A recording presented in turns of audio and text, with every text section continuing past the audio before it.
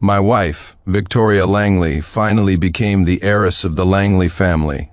With her rise came my endless humiliation, all because I had no inheritance rights in my own family. I endured it all, playing the part of a devoted cuckold simp. It was only when I had completely devoured the Langley group that she finally knew fear, kneeling and begging me to spare her. I just smiled. The ocean is beautiful, the perfect place for a family to find some peace and quiet. Goodbye, my dear wife. I was in a bar with my arm around Vivian Reed, my canary, flirting, when someone came looking for me. A young man with a grim face stormed in, accusing me of moral corruption, of coming between him and his girlfriend. I looked at Vivian, confused. "Aren't you single?" Vivian was just as annoyed. She slapped the young man across the face. "Get lost! Where did this psycho come from?" It turned out the girlfriend he was talking about wasn't my canary. It was my wife. What a ridiculous mix-up. I looked down at my clothes, wrinkled from the commotion, and felt a genuine flicker of anger. Were my bodyguards getting paid for nothing? If Vivian hadn't slapped him a few times, my suit might have actually gotten dirty. Vivian was frantically trying to smooth out the wrinkles, but I raised a hand to stop her. Slowly, I lifted my head, my gaze turning ice cold as I looked at the intruder. The pretty boy was indeed handsome, his face a mask of fury. He wore a clean, crisp shirt and jeans, radiating a youthful energy that screamed he was fresh out of college.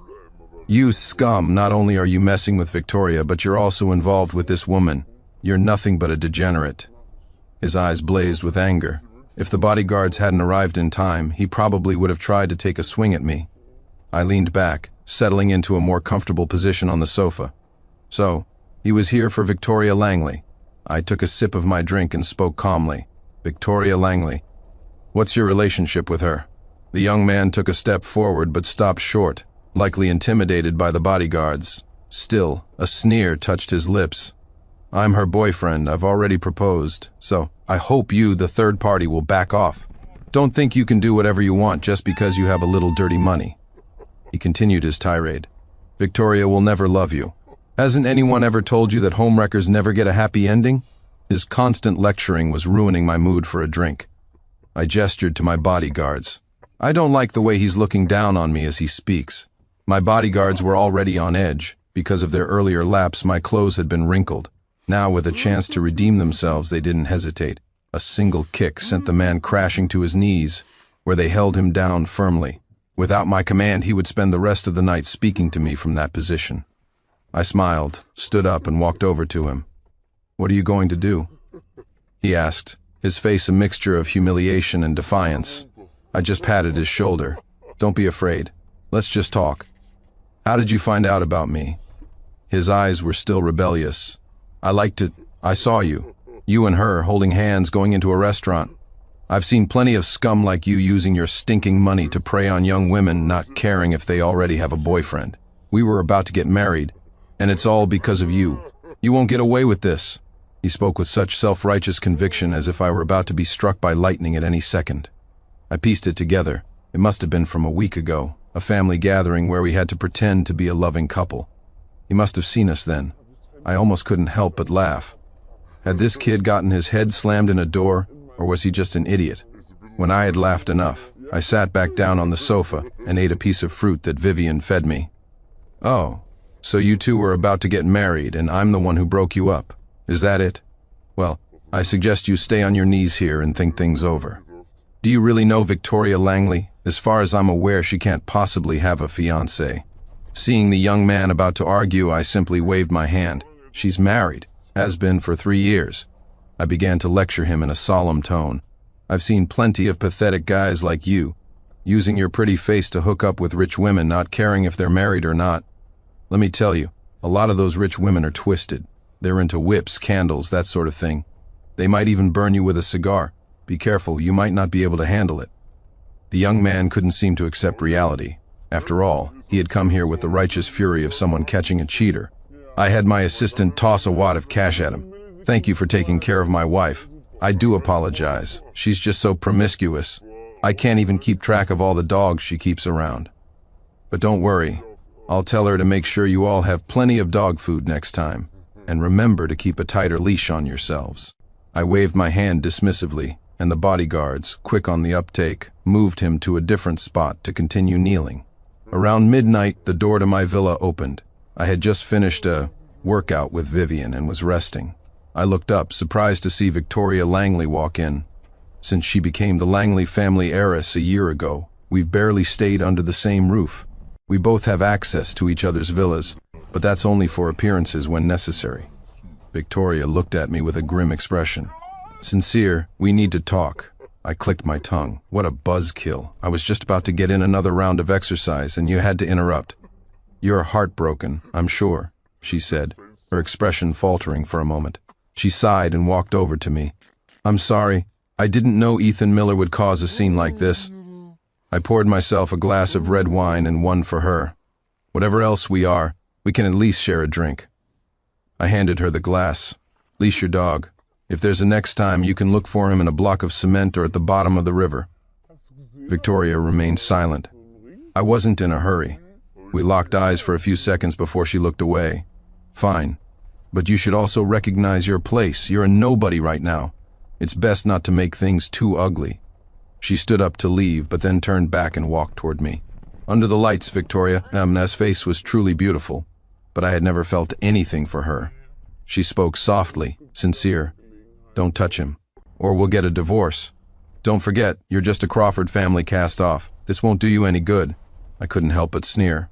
What's this? Did you actually catch feelings for this one? She watched me silently, her tone uncharacteristically soft. No. But you know we don't have feelings for each other. The way things are now is fine. Don't worry, I won't let him appear in front of you again. I laughed coldly. It was a miracle to see this woman being gentle. Not that I cared. Good. Remember what you said. Don't let him show his face to me again. It was time for another one of those days I had to endure with the Langley family, which was always the greatest torture for me. I had to swallow my disgust and act like a loving husband with Victoria. Once it was over, we'd go our separate ways, back to our own homes and our own pets. This week we had to go back to the Langley estate. During dinner, her mother, Margaret Langley, looked at Victoria with a smile. Victoria, you two have been married for 3 years. Isn't it time to consider having a child? I didn't say a word. I didn't know what to say. It wasn't the first time her parents had brought this up. Over the past year, while we both had our own lives, we had kept up appearances. Her family was naturally aware of our situation. Bringing it up again was just their way of saying the Langley family needed a future heir.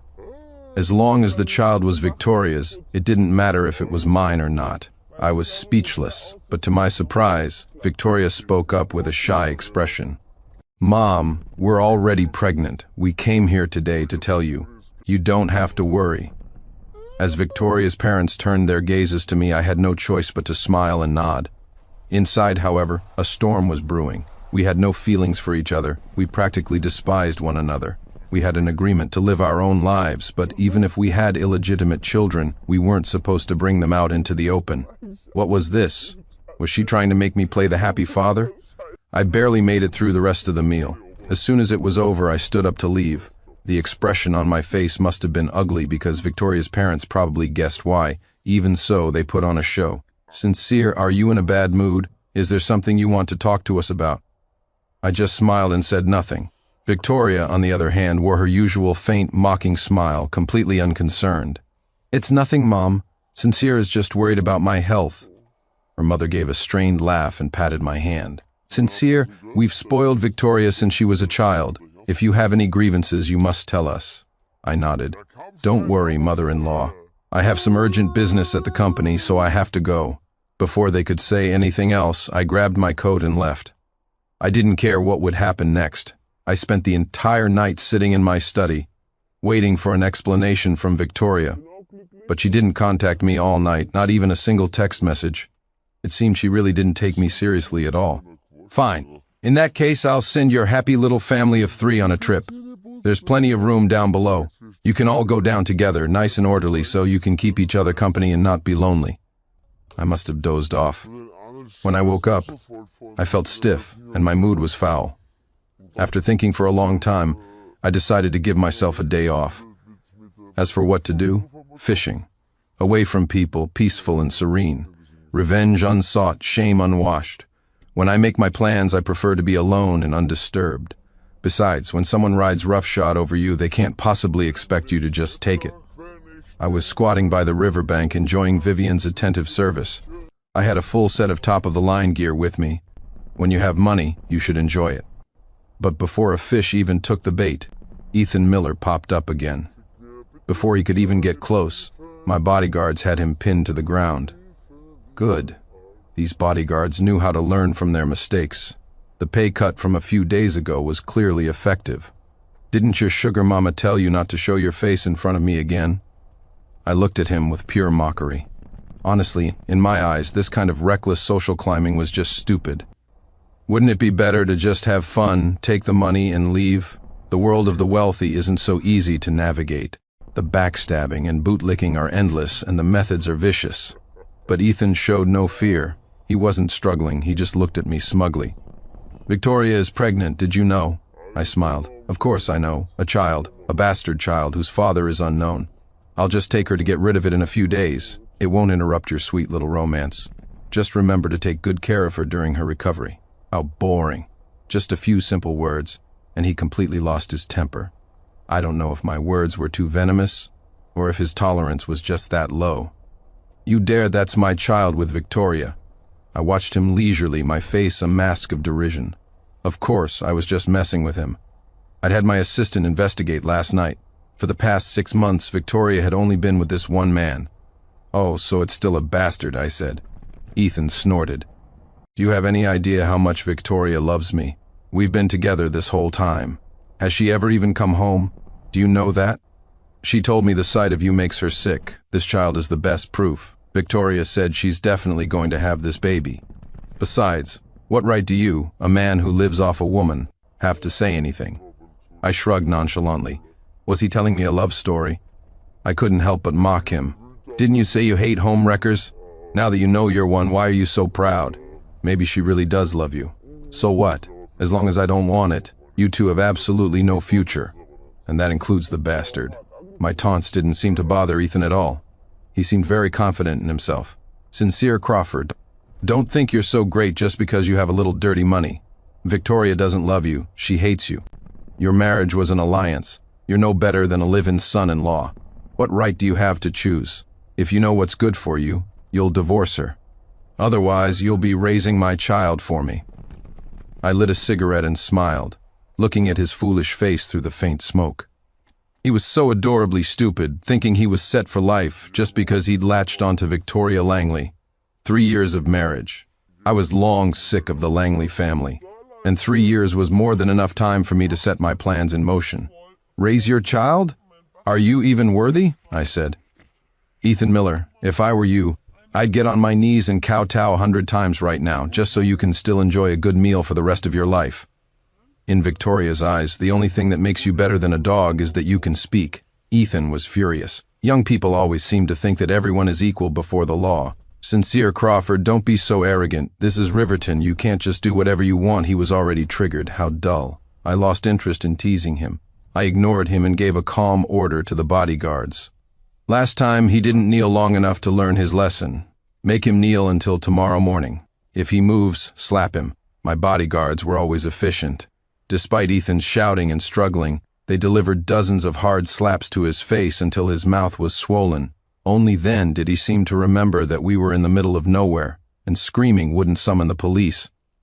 Victoria and I had known each other since childhood. Our families weren't close, just acquaintances.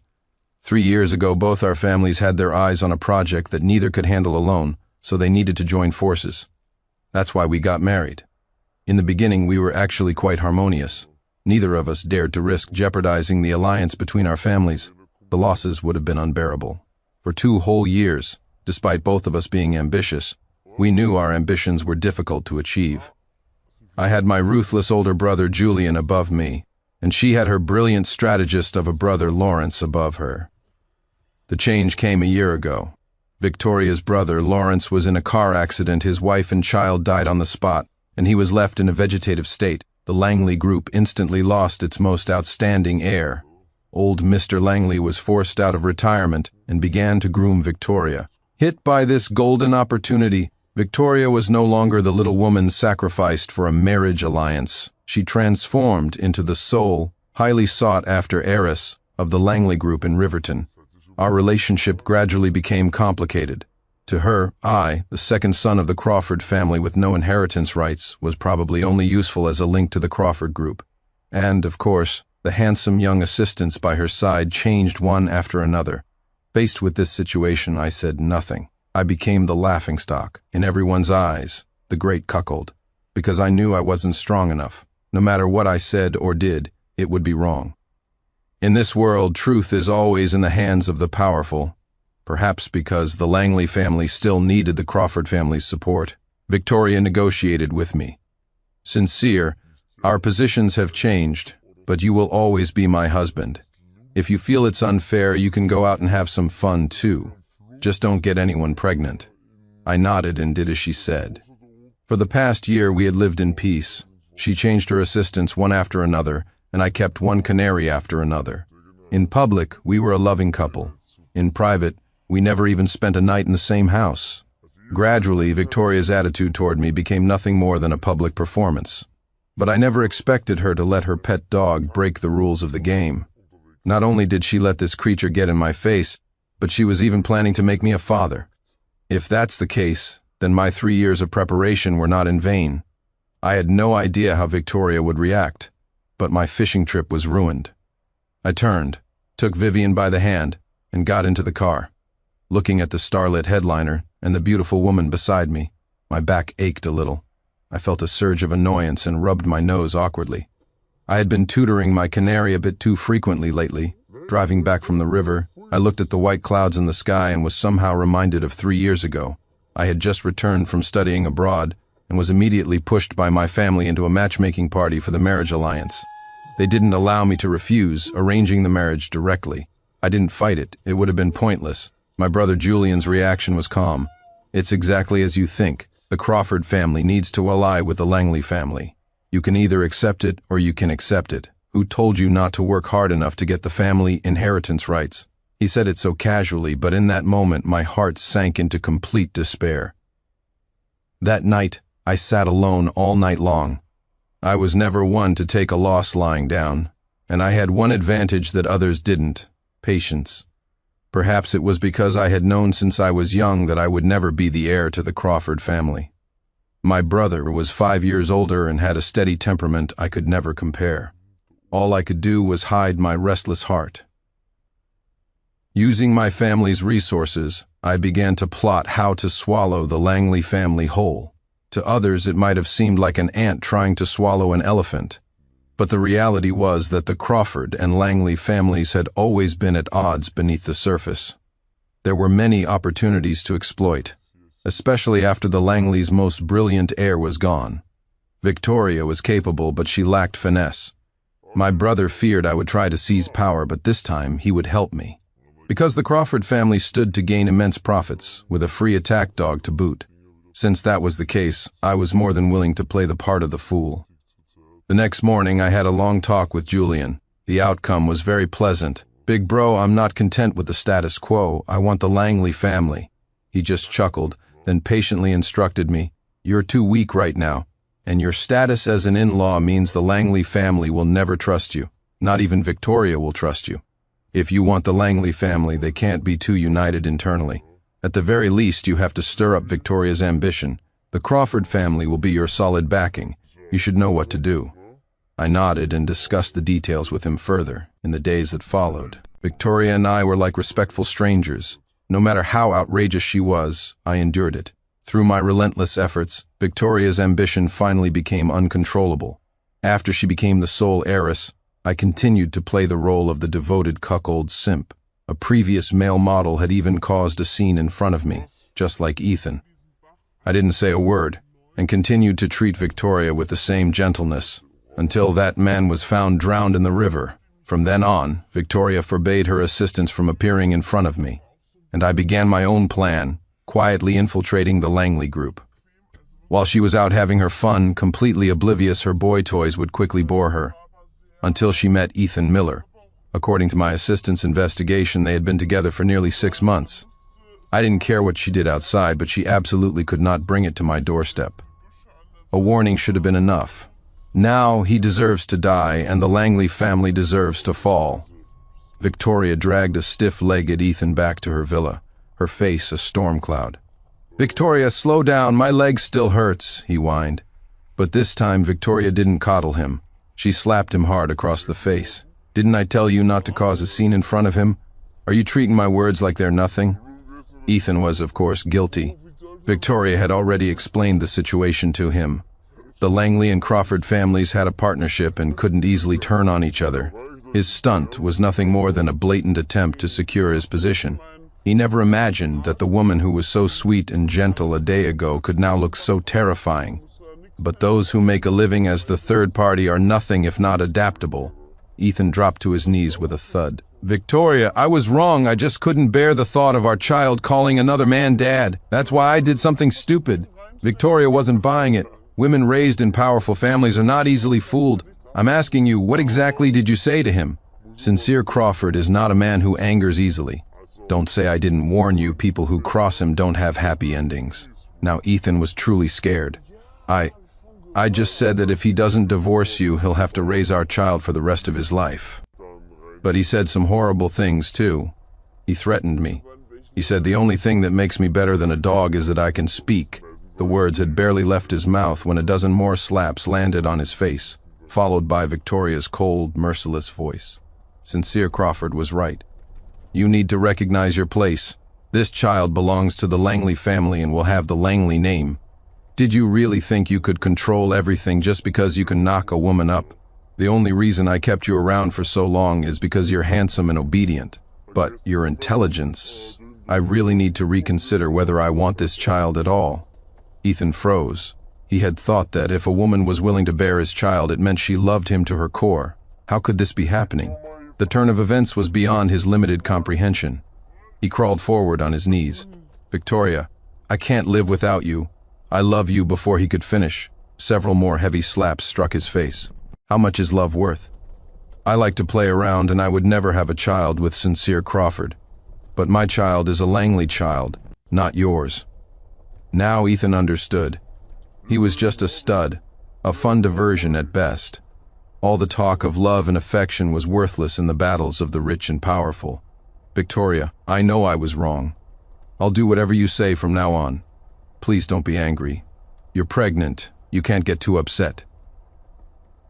Hearing this, most of Victoria's anger subsided. She was ambitious, just like me. Otherwise, she wouldn't have been so easily provoked by me. As for why she was unwilling to have a child with me, besides her free-spirited nature, it was because she didn't want to be tied to the Crawford family's war chariot. After all, I wasn't the Crawford heir. That's just how reality is. If you have no power, even dogs will look down on you. Victoria sat on the sofa, closing her eyes and enjoying Ethan's services. "Don't ever appear in front of Sincere Crawford again. Be good. As long as the child is here, I guarantee you'll have more money than you can spend for the rest of your life. Otherwise, I won't be looking for you if you turn up in the river or in a block of cement." Ethan didn't dare say another word, nodding eagerly in agreement. Sitting in my office, I listened intently to my assistant's report. I had known 3 years ago how the Langley family viewed this marriage. I knew Victoria and I were just sacrifices. She just made her move a little earlier. She never expected that I was the predator waiting in the wings. Her plan was simple: get rid of her brother, and the Langley family would be hers. Me being a willing cuckold was the best case scenario. As for when I started my own plan, it was 3 years ago, when by a chance encounter, I overheard a conversation between Victoria's father, Richard, and her brother, Lawrence. "Make sure Victoria keeps a tight leash on Sincere Crawford. He'll be a useful pawn later.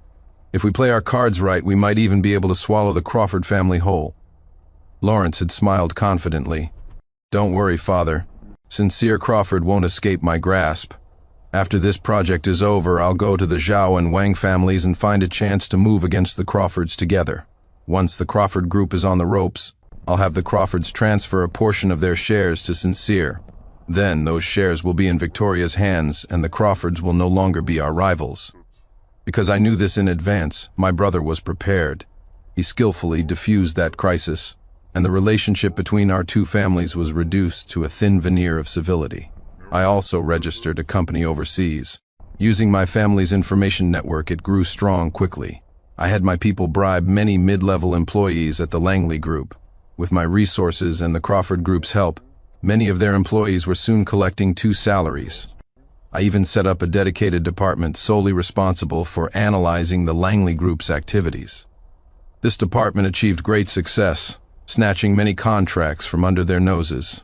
My overseas company caused the Langley Group to mysteriously lose numerous contracts. Although this didn't fatally wound them, it allowed the Crawford Group to profit handsomely, and my own company grew stronger as well. While it wasn't yet big enough to go head-to-head with the Langley Group, with the Crawford support, the ant could indeed swallow the elephant. After Victoria had calmed down, she rushed to find me. The moment she saw me, she let out a sigh of relief. In her plan, I was a crucial piece. Not just as a cuckold, she also planned to provoke me, or rather, provoke the Crawford Group, into attacking the Langley Group, so she could profit from the chaos. She believed that if I turned on her now, it would be completely disadvantageous to me. But she didn't know that I had seen through it all long ago. This time, her so-called scheme would be the final curtain call for the Langley Group. I sat on the sofa, coldly watching Victoria sit opposite me. A rare trace of guilt appeared on her face. "Sincere, I know the baby situation is difficult for you, but I want to have this child. What kind of compensation do you need?" I looked at her coldly. "What, do you think I look like the kind of person who enjoys being a cuckold? Don't forget our agreement. We could do what we wanted, on the condition that we didn't get anyone pregnant." She froze for a moment but forced herself to continue. "Sincere, that's not what I meant. You can have a child too. In public, they will carry our respective family names. Are you satisfied?" Her eyes were filled with calculation.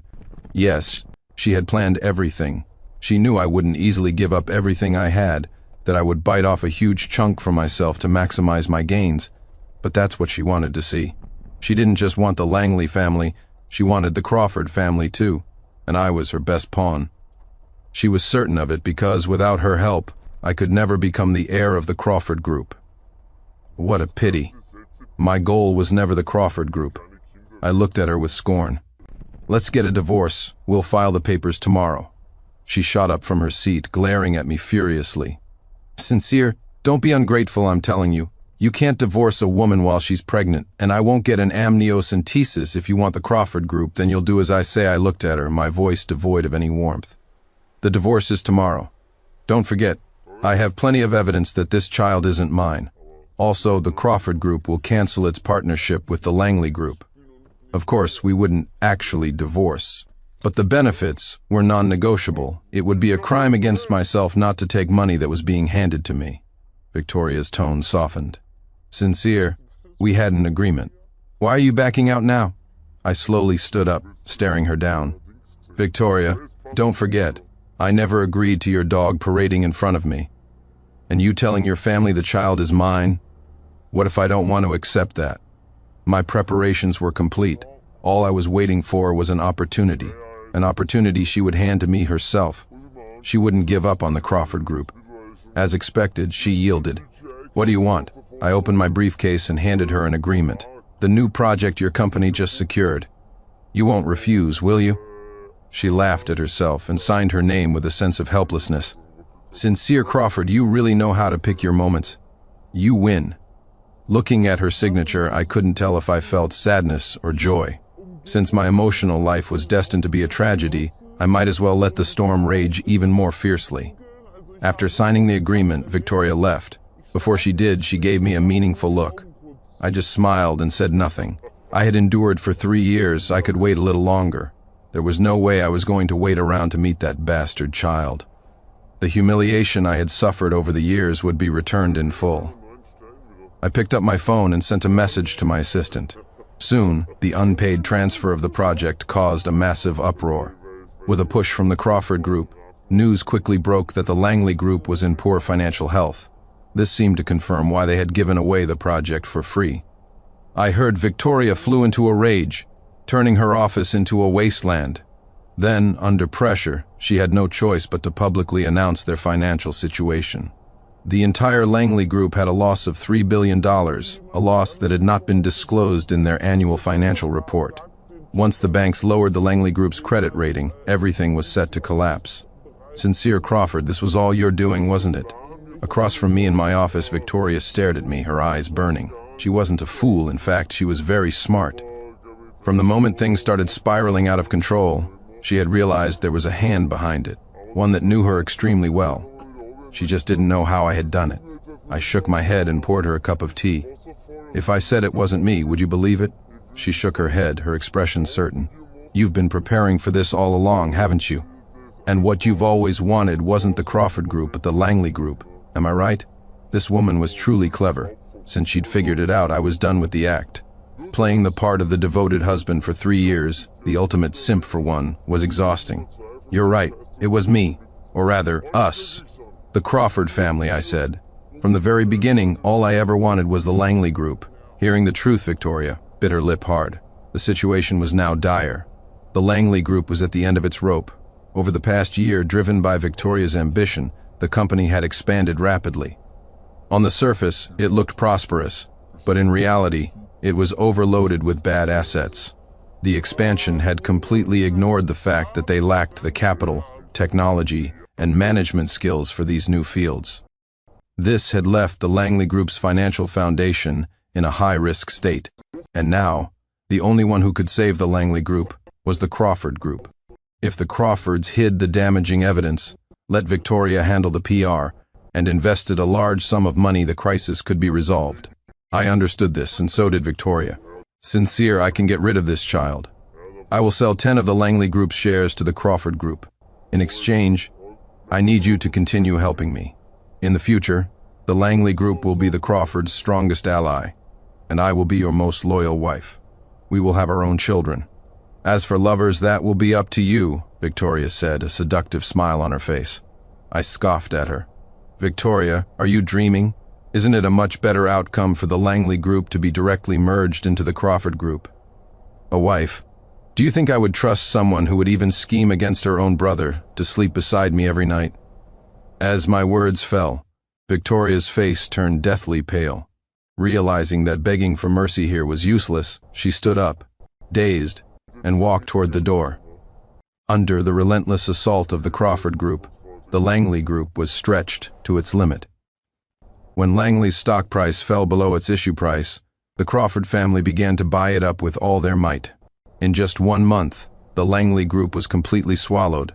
The reason it went so smoothly was not only because of the large number of Crawford moles within the Langley Group, but also because Victoria had completely given up resistance and was trying to quickly transfer her assets. When the acquisition was complete, I sat face to face with my brother, Julian. What do you want to do next? Julian said slowly, his eyes fixed on the white clouds outside the window. I knew that if my answer was wrong, or if I didn't express my intentions clearly, I would be the next Langley family. I chuckled and took a document out of my bag, handing it to him. Big bro, this is 30% of the Langley Group's shares. I think we're brothers. There's no need for us to fall out over some benefits. I paused, seeing no displeasure on my brother's face, and continued. From now on, the Langley Group will become the new Crawford Group. Big bro, you won't object to me being the chairman, will you? Looking at the share transfer agreement, Julian smiled with satisfaction. Very good. From now on, do things cleanly. It was a month later when I saw Victoria Langley again. She had taken her entire family and the $1 billion she got from selling her assets and fled overseas.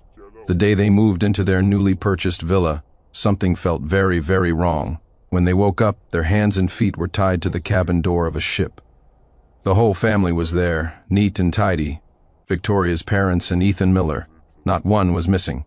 I noticed Victoria's belly was beginning to show.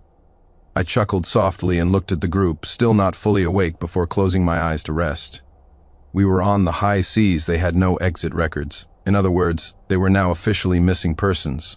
Unlike me, the Langley family was anything but calm, especially Ethan. The moment he woke up, he started begging loudly.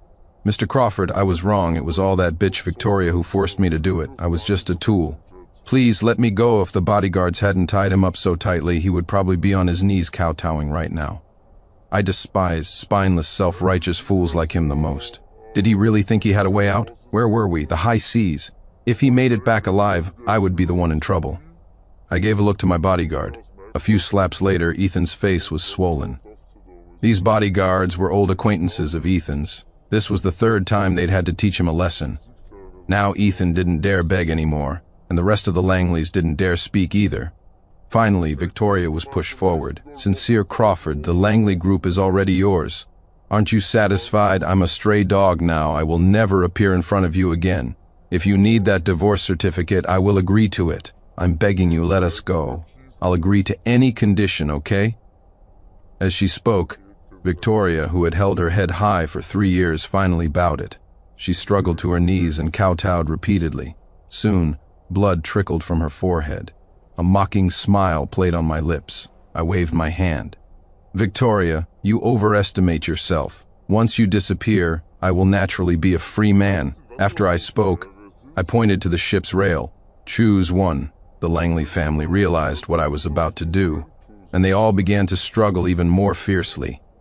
"Sincere, this is a crime. You can't do this, good son-in-law. We've never treated you poorly." Seeing their pathetic display, my last shred of patience ran out. I tapped my finger lightly, silencing the noisy clamor. "Your Langley family is truly shameless. My wife gets a taste of power and can't control her desires. 10 assistants in a single year. And as for being a good son-in-law, don't even mention it. In your eyes, I was nothing more than a pawn to be used against the Crawford family. Now, hurry up and choose.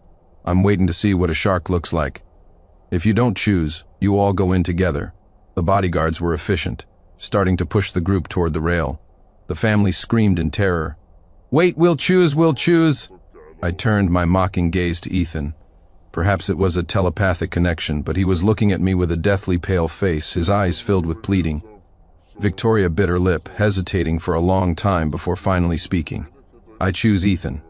Hearing the predictable answer, Ethan's face turned even whiter. I sneered. "Since you've chosen, don't keep me from my entertainment." A bodyguard swiftly cut several gashes on Ethan's legs.